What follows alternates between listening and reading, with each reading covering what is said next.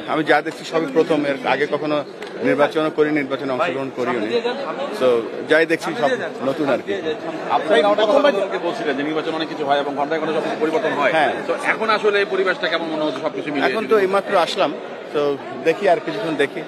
But ভালো লাগছে, অনেক সতীর্থরা আছে এখানে, বাংলাদেশের বিভিন্ন জেলা থেকে লোকরা এসে, ক্লাবের লোকরা এসে, অল দ্য স্টেক হোল্ডার্স আছে এখানে। ভালো লাগছে। এক্সাইটমেন্ট তো থাকবে দুটো, একটা হচ্ছে এই নির্বাচন অংশগ্রহণ করছি, আমি নিজেও নির্বাচনে দাঁড়িয়েছি। So let's see, hope for the best.